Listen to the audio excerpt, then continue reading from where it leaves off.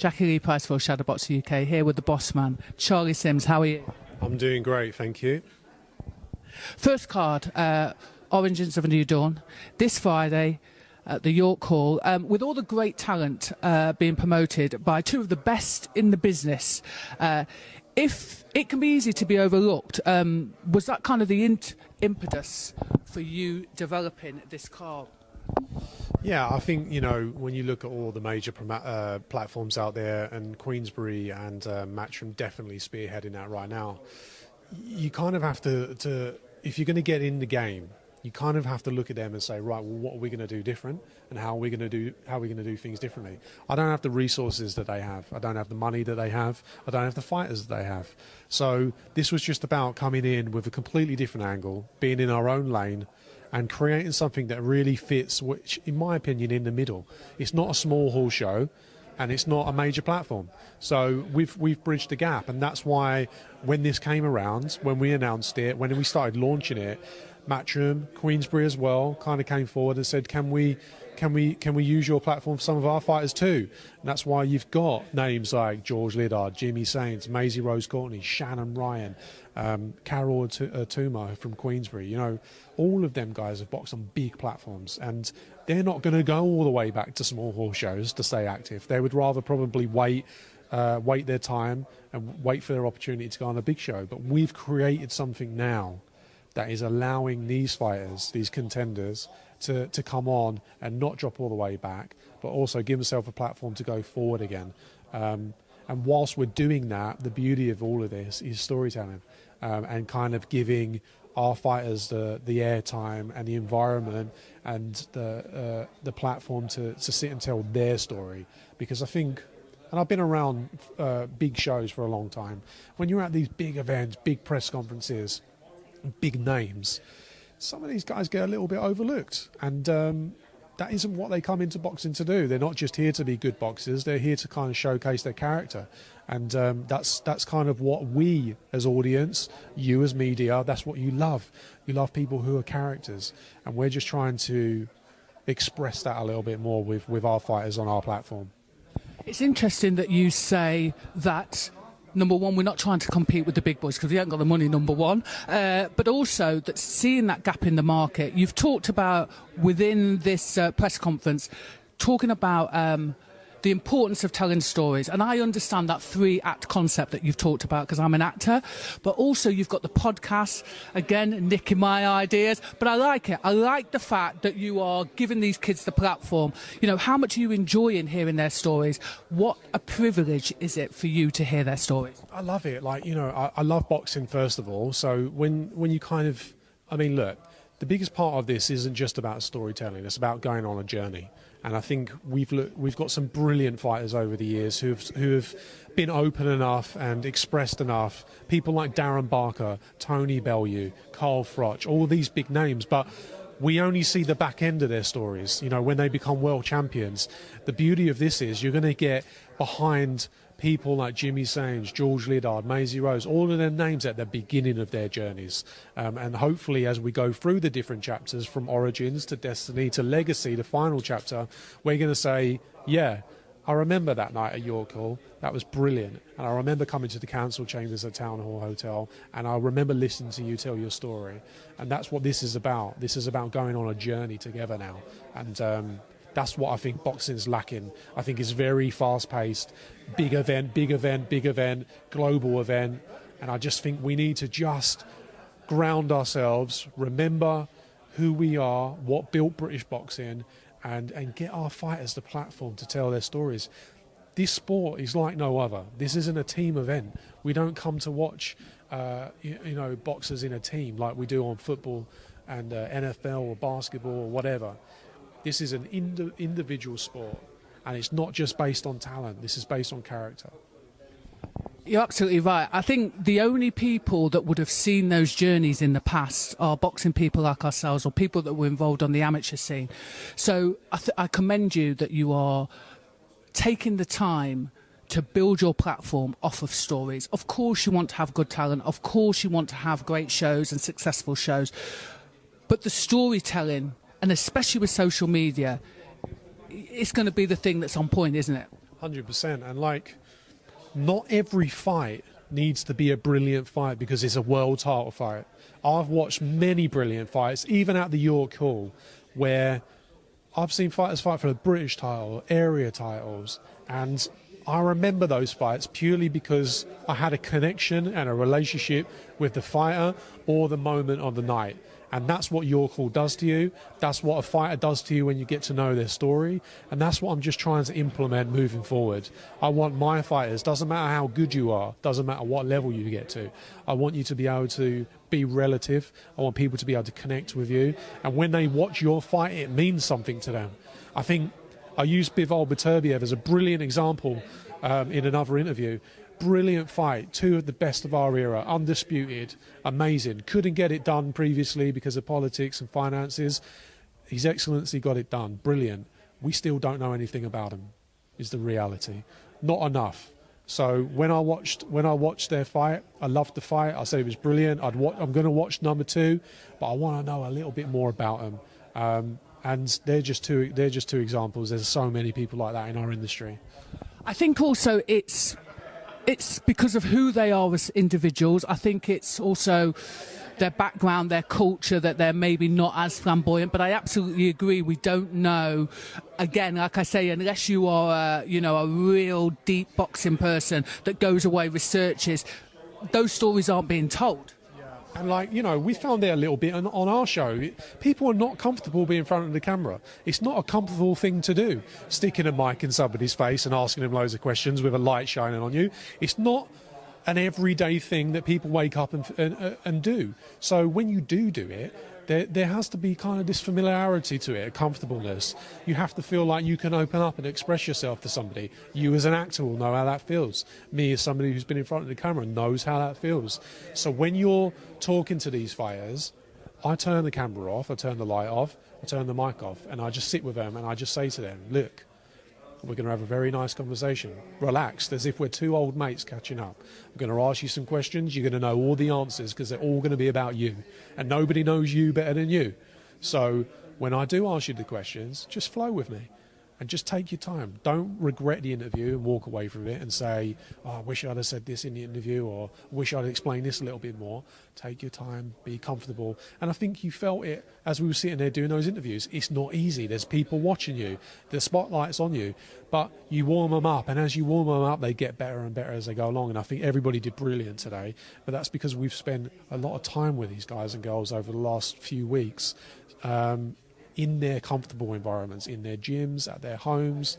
I've had breakfast and lunch with some of these people, capturing, shooting and watching, drinking coffee. I've took them out of their comfort zones, but made it comfortable for them. I think that's a testament, though, also to who you are. You look comfortable standing here in front of the camera. You are not playing to the camera. You're just... some of the best advice I think you could have given to your young charges was that of, listen, it's just a conversation. Because that's the sort of thing I would say, listen, we're not playing to the camera, it just happens to be watching. It happens to be in there. It's beautiful that you have the luxury also to spend time with these young people. Are you surprised at, how much you've learnt?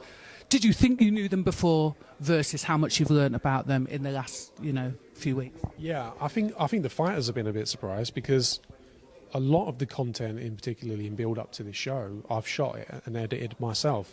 So I've been turning up with my camera, my lights, my recording system, and I've been the one who's been sitting them down, wearing my trackies, turning up in my baseball caps. And I think people have been a bit surprised. When people label you as a promoter, they think day to day you're just going to wear a suit and you're just going to have those kind of corporate business conversations. But actually, I've been trying to relate to these guys a little bit, trying to get to know them, trying to understand them. Carol Turma is a brilliant example. I have the privilege of knowing some of these people before I even started the show. So George, Jimmy Maisie, all of those guys. Shannon Ryan, Carol Turma, Julia Lee, Dorian. I don't know any of them guys. So when I went to go and see them for the first time, I think they were a bit like, you're the one who's going to be shooting the content. You're the one holding the camera and the mic and asking me the questions. And I'm like, yeah, because this is all build up to fight night. We're creating content. But what I'm doing is I'm getting you comfortable. I'm getting you comfortable, ready for the press conference, ready for the weigh-in, and then the big night, fight night. and then that's where you're really going to shine.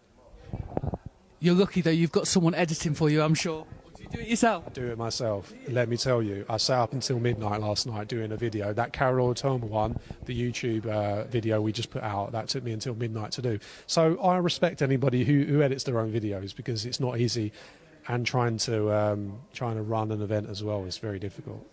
It's one of the most unsexy parts of doing this job, is staying up all night and getting these things out, and then also sometimes having to make the choice of which shows that we go to. I think people just think, oh, you know, you're being rude, or how come you can't put the time and the effort in. It's really nice to hear someone like you say, listen, actually I'm doing it myself, and it's pretty damn difficult. Maisie Rose Courtney, known as since an amateur, one of the lovely things that she's just said is she's seen what's going on behind the scenes with yourself, obviously with Tony, how much work has gone into it. In the past, she said, I've literally just had to lay back, turn up. She now wants to sell more tickets and bring more attention to your show because of that. How wonderful is that to hear? Yeah, I think all of the fighters have been brilliant, but I think it's because we've got personal relationship now. This isn't just business.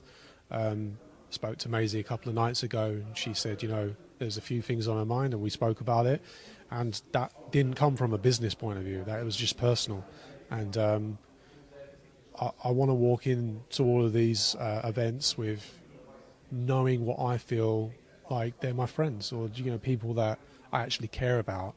And I know about them.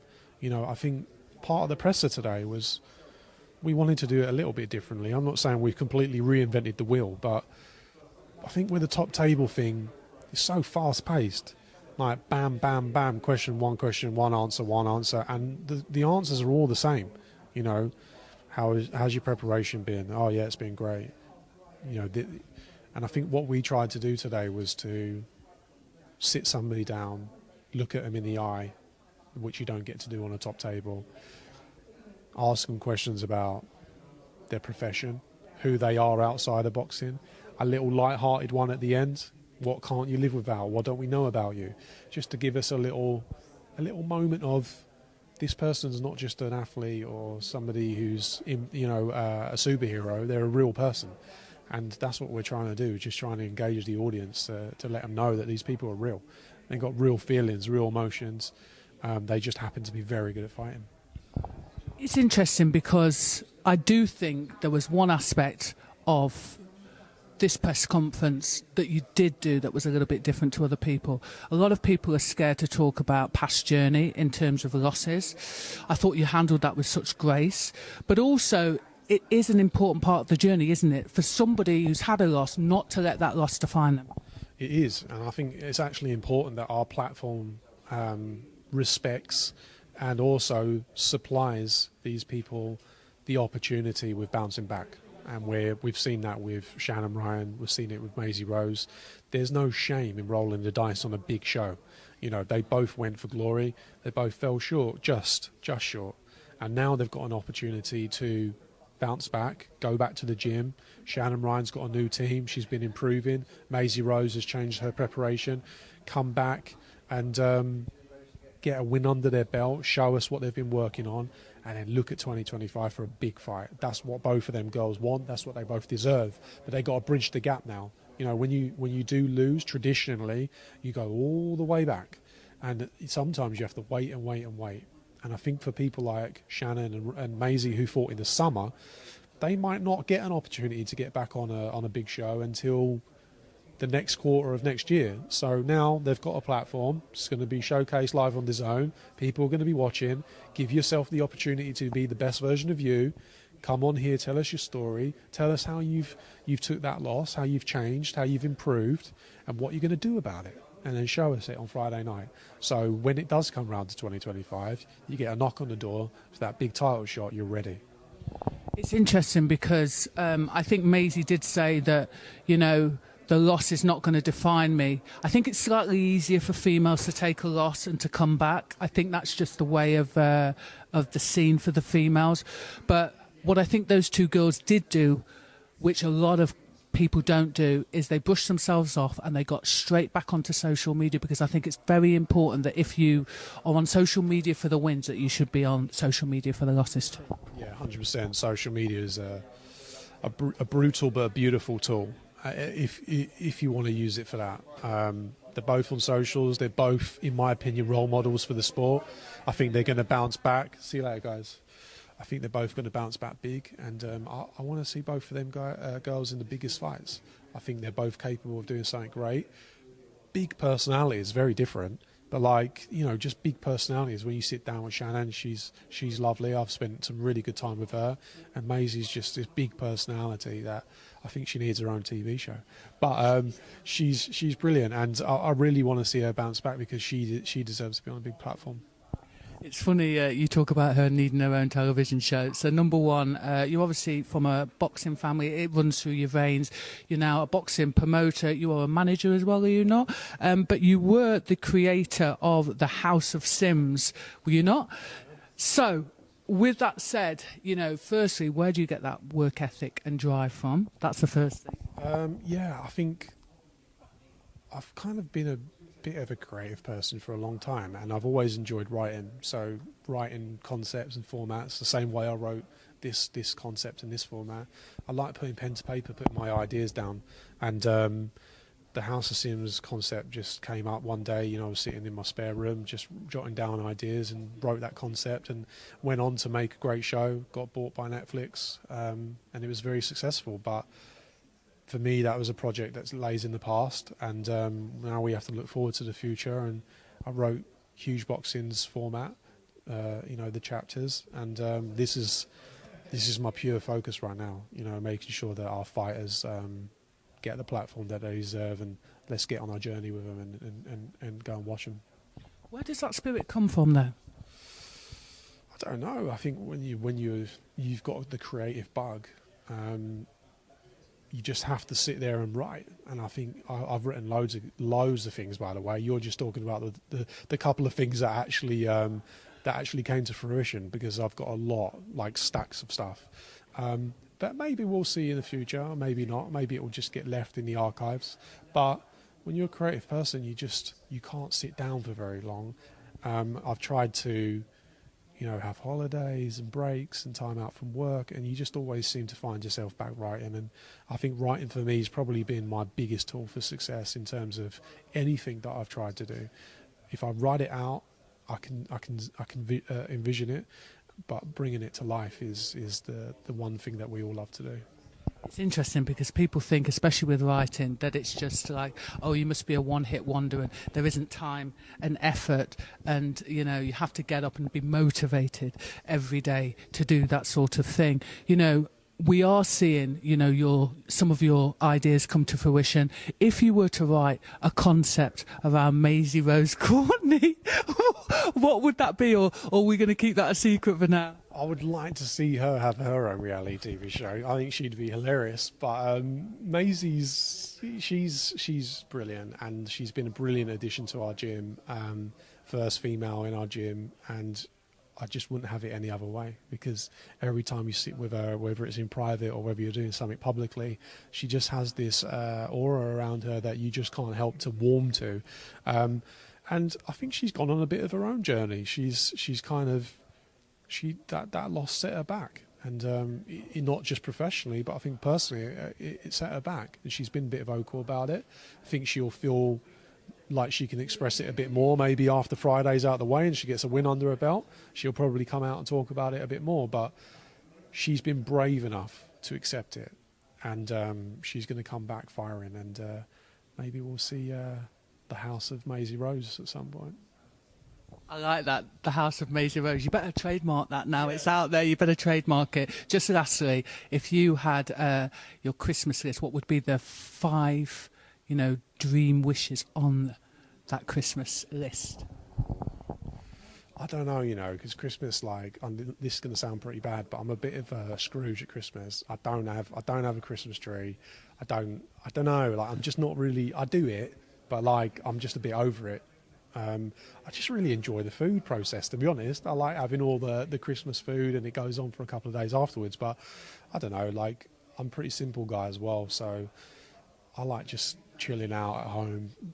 I'm a big homebody. Like I like being at home. I like being in the comfort of my own home, watching movies, series, stuff like that. Going out for dinner. I'm pretty chill guy. So I don't know. Like I'm not really a materialistic guy, so I can't really say what I actually need. I don't think I need a lot, to be honest. I think those things that you mentioned are enough. Yeah, 100%. And I am actually looking forward to just having a few days off after this show. Listen, it's been an absolute pleasure to get to know you in this short time. I look forward to Friday night. I wish you all the success, not just on Friday night, but in the future. By the way, for anybody watching this, that's how you ask questions in the media.